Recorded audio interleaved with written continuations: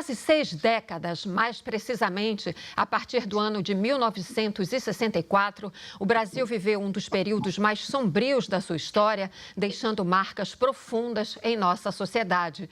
Enfrentamos censura, tortura, atrocidades, mortes. Hoje o horror voltou a bater à nossa porta. Fake news, discursos de ódio, destruição dos nossos biomas e genocídio dos povos originários. Por mais que esses temas tragam tristeza e sofrimento, é importante que jamais sejam esquecidos. Essa é a proposta da semana Passado Presente. Lembrar a brutalidade da ditadura militar e refletir sobre os ataques recentes à nossa democracia. No debate de hoje, falaremos sobre os ataques constantes contra a Amazônia e a tentativa deliberada de aniquilação dos povos indígenas. Para compor a nossa mesa, nós temos o prazer em receber a advogada, especialista em direitos sociais e políticas públicas, Maíra Pancararu. Completa o nosso debate hoje a doutora em História e pesquisadora da Comissão Nacional da Verdade, Cecília Adão. Sejam muito bem-vindas, Cecília, Maíra, à TV Brasil. Maíra, eu queria começar aqui conversando sobre um aspecto que o filme A Flecha e a Farda traz para nós, né? Que é uma situação, a formação, a organização da Guarda Rural Indígena durante a ditadura militar, começo dos anos 70, né? Então, quando se forma essa guarda, formada por indígenas para perseguir outros indígenas, né? Como é que você analisa esse momento de gravíssima violação de direitos humanos, de violência contra os indígenas, num contexto histórico de perseguições e de massacres aos indígenas, contra os indígenas? É uma pergunta interessante. Não existe um lado B da história, enquanto no Brasil, nessa mesma época, mais ou menos, a gente vivia um dos períodos mais violentos da história, como, por exemplo, a instituição do AI-5, graves perseguições a estudantes, a servidores, a pessoas que participavam de partidos políticos. Os povos indígenas também vinham sendo perseguidos. Então, Minas Gerais vinha se transformando num grande laboratório do que seria essa perseguição e prisão a povos indígenas, né? O Capitão Pinheiro, ele já tinha participado anteriormente, né, de uma grande repressão ao povo Machacali, que ele está ali mais ou menos no norte de Minas. E aí ele elaborou tanto o reformatório Krenak, que o relatório da Comissão Nacional da Verdade coloca como um grande campo de concentração aqui no Brasil, mas ele também foi responsável pela Guarda Rural Indígena. Colocou-se como uma grande propaganda que era para treinar indígenas para proteger fronteiras e os territórios indígenas, mas na verdade era treinar indígenas para perseguir e prender os próprios indígenas. Então, o problema nisso tudo é a desorganização social que isso trazia para os próprios indígenas. Era a formação militar que se dava a essas pessoas indígenas, a esses homens indígenas, que voltavam aos seus povos com essa formação militar e que eles começavam a não ver as pessoas que eram tidas como lideranças e começavam a aplicar essas punições brancas dentro de seus próprios povos. Cecília, a Comissão Nacional da Verdade estimou em mais de 8.000 indígenas assassinados, desaparecidos durante a ditadura militar. Ou seja, talvez, né, o grupo social que mais sofreu o impacto dessas perseguições durante a ditadura e dessas violações de direitos humanos. Como é que se faz a reparação histórica, né, a um processo tão violento como esse? É possível se fazer um processo de reparação histórica? De que forma? Então, essa é uma pergunta bastante complexa, né? Porque se a gente for analisar o trabalho da Comissão Nacional da Verdade, ela reconhece esses mais de 8.000 indígenas, né, que foram afetados diretamente pelas graves violações de direitos humanos praticadas por agentes do Estado durante a ditadura, mas há alguns limites nesse reconhecimento, né? Então, por exemplo, a gente não consegue nomear ou especificar o que aconteceu com determinados grupos, né? Trabalhar isso de maneira mais profunda. Então, compreender esse processo, avaliar, aprofundar essas pesquisas, já é um princípio de reparação, né? O que se tem buscado fazer atualmente, né, no atual governo, também é um processo de reparação. Quando a gente começa a tratar desse assunto, como essa oportunidade que a gente está tendo hoje, isso também é um princípio das práticas de reparação. Então, eu acredito que nós estamos no começo disso tudo e que esse é um processo que tende a ser ampliado, né? Então, é possível, mas a gente precisa trabalhar enquanto sociedade para que isso se efetive. Eu queria trazer um tema aqui para a nossa conversa, que é a questão, essa perseguição aos povos indígenas, ela está intimamente associada à disputa pela terra. E a gente vê isso, né, de uma forma absolutamente cruel, né, nesse projeto de desumanização, esse projeto de genocídio contra os Yanomami. Maíra, eu queria te perguntar exatamente sobre isso. Quer dizer, todo esse processo de perseguição aos povos indígenas, historicamente falando, está associado a um processo de expulsão dos indígenas das suas terras, né, para a apropriação dessas terras. Como é que você analisa essa questão? Esse processo de desumanização, ele não é exclusivo da ditadura militar, mas ele é intensificado durante a ditadura militar. Durante o SPI, que foi o Serviço de Proteção ao Indígena, que foi criado para, na verdade, integrar o indígena, era para transformá-lo numa mão de obra, digamos assim, camponesa, mas que para, assim, digamos assim, ele não seria mais um indígena porque se transformou num camponês, e se não é mais um indígena, ele não tem direito àquelas terras tradicionais. Então, o SPI ficou afundado em contradições e corrupções, e durante a ditadura militar, o SPI foi extinto e viemos com a FUNAI, foi criada a FUNAI. Ela é criada, assim, no seio da ditadura militar, mas ela continua esse projeto do SPI, de integração dos povos indígenas. E se o indígena está integrado à comunhão nacional, como ela era colocado à época, então ele era mais um cidadão, digamos assim. Ele não tinha direito às terras ancestrais, então aquela terra estava disponível à União, ou estava disponível a ser vendida, a ser ocupada. A partir da década de 70, com o Plano de Integração Nacional, que também era um grande sonho, já antigo, a FUNAI fica a cargo de pacificar os povos indígenas, e aqui eu coloco grande aspas, porque pacificar não é o termo certo, porque, na verdade, a FUNAI fica responsável por, na verdade, atrair esses povos, assimilar de qualquer jeito e deixar essas terras disponíveis para que megaprojetos fiquem prontos o mais rápido possíveis, como hidrelétricas, grandes rodovias.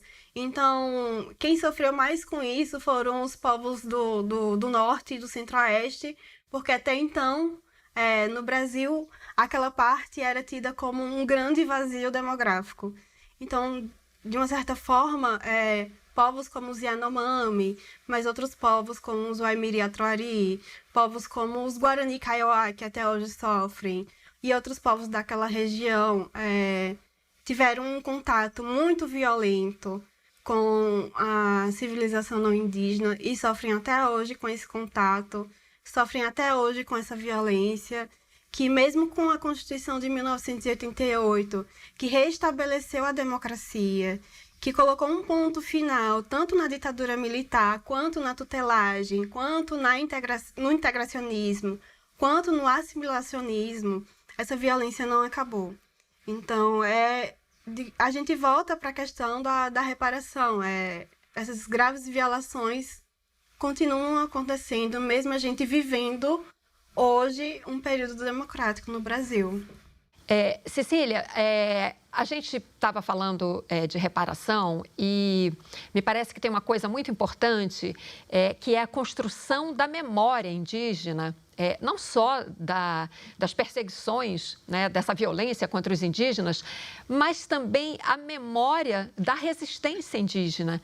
E, nesse sentido, tem uma frase no filme A Flecha e a Farda que é muito importante. Tem uma liderança indígena que fala: as coisas dos brancos não desaparecem, porque está tudo registrado. Né? Então, da mesma forma, né, tem que se ter também essa construção de memória indígena.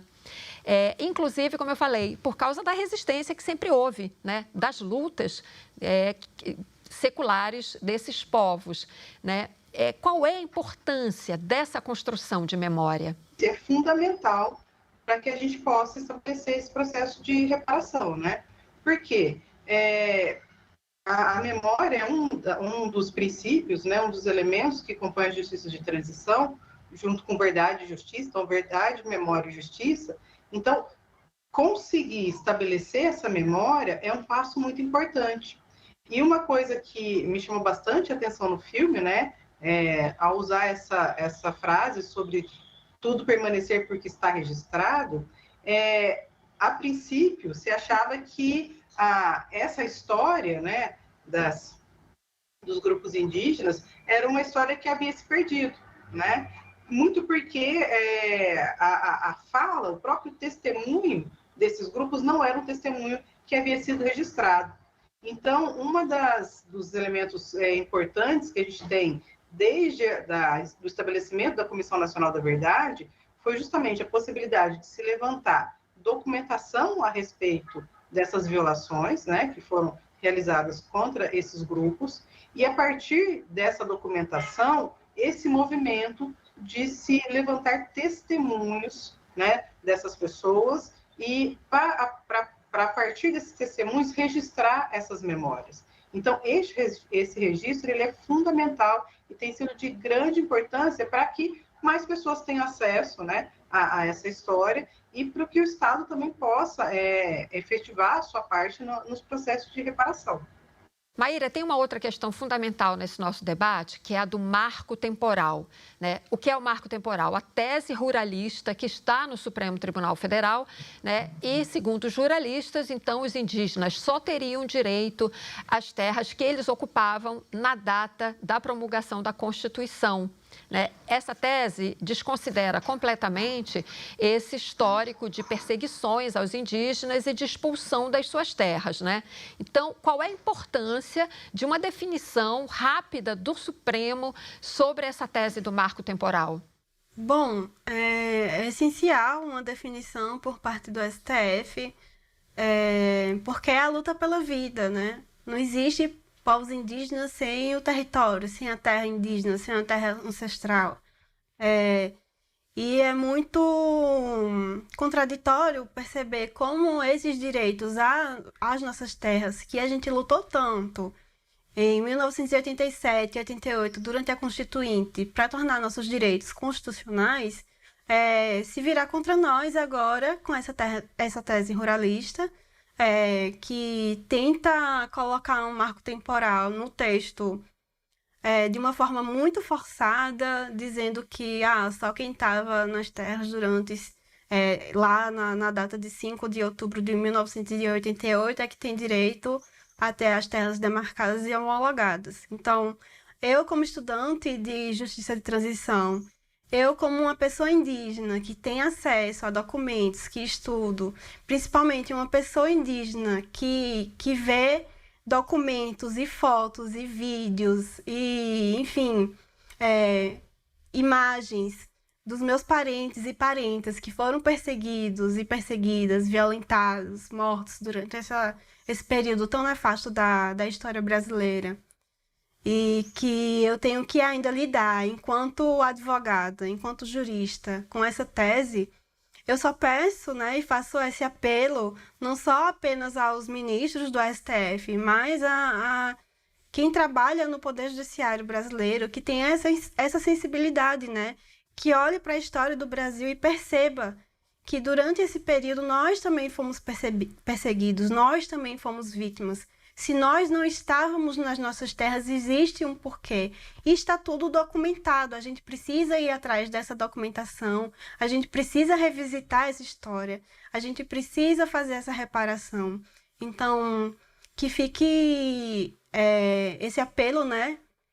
Não só aos ministros, aos 11 ministros do STF, mas que fique esse apelo e fique esse clamor em nome dos povos indígenas do Brasil, que nós não vivemos sem nossas terras, nós somos nossas terras, para que a gente consiga vencer essa tese do marco temporal no Supremo Tribunal Federal. Cecília, eu quero retomar um assunto que nós já mencionamos aqui, que é o genocídio do povo Yanomami. Quando a gente acha que já viu de tudo em termos de violência contra os povos indígenas, a gente vê a situação que é um verdadeiro genocídio do povo Yanomami. A gente pode classificar essa situação, né, esse holocausto amazônico, como um crime de lesa humanidade? Olha, é realmente impressionante, né, quando a gente viu o que estava acontecendo no território Yanomami, sim, né, isso é uma continuidade das graves violações de direitos humanos que eram praticadas na ditadura, né. Então, se a gente fizer referência um pouco à pergunta anterior, quando a gente fala de memória, estabelecer memória, verdade sobre os fatos, o que aconteceu no passado, e fazer a justiça em relação aos agentes que praticaram essas violações, teria sido um meio de evitar a repetição desse genocídio na atualidade, né? Porque o que a gente está vendo em termos históricos é a continuidade de um processo de eliminação desses grupos, né? Conforme a gente tem conversado aqui, esses grupos que, na perspectiva de determinados grupos sociais, atrapalham o desenvolvimento do país, né? A tendência que se tem é continuar práticas de eliminação desses grupos, né? Então, sim, a gente pode caracterizar isso como crimes de lesa humanidade, né? Graves violações de direitos humanos, mas, principalmente, pensar nisso como uma continuidade, né? E uma continuidade perversa das práticas da ditadura. Bom, a gente já está se encaminhando para o final. Eu queria, Maíra, agora abordar o seguinte. A gente sabe que os povos indígenas são essenciais para a proteção da Amazônia, né? Então, não existe futuro para a Amazônia, portanto, não existe futuro para o planeta sem a participação dos povos indígenas. Eu queria que você avaliasse para a gente essa contribuição, não só a proteção à floresta, mas a contribuição cultural, né, para a nossa diversidade cultural, os idiomas, os modos de vida, enfim. Tudo que nós podemos aprender com os povos indígenas, qual é o tamanho dessa contribuição e desse legado? É uma pergunta bastante interessante, porque nós protegemos a Amazônia, mas eu, como do sertão de Pernambuco, posso te dizer que nós somos protetores da Caatinga, somos protetores dos Pampas, do Cerrado, da Mata Atlântica. Nós protegemos biomas assim, importantes e exclusivos até, né? Que só tem aqui no Brasil, como alguns que eu citei aqui. E, infelizmente, antes da chegada dos europeus, a gente estava por todas essas terras e hoje a gente não chega a 1% da população brasileira. E mesmo assim, mesmo não sendo nem 1% da população brasileira, a gente segue protegendo as águas, as matas, os animais, o ar. E a gente segue nessa luta, a gente segue tentando proteger toda essa biodiversidade, a gente tenta proteger nossa cultura, nossas culturas, na verdade, né? Porque são muitas, são múltiplas, são plurais. A gente segue tentando proteger não só o que é nosso, o que a gente entende, o que é nosso de povos indígenas, mas o que é nosso da sociedade brasileira. Porque a gente entende que a partir do momento que a gente protege as águas, que a gente protege as plantas, os animais, a gente deixa um legado não só para os povos indígenas, mas para toda a sociedade. Quando se destrói a Amazônia, por exemplo, chega uma nuvem preta em São Paulo. Há uma seca no sul. Então, a gente faz isso não só pelos povos indígenas, mas para todo mundo.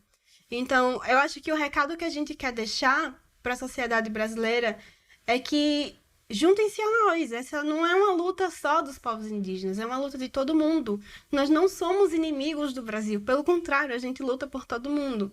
Então, fica dado o recado. Abril Indígena sempre tem várias manifestações, principalmente em Brasília. Vai ocorrer o ATL, né, que é o Acampamento Terra Livre. Mas juntem-se às articulações regionais também, tentem conhecer mais, porque é um trabalho para a gente, para as gerações futuras e para o bem de todos.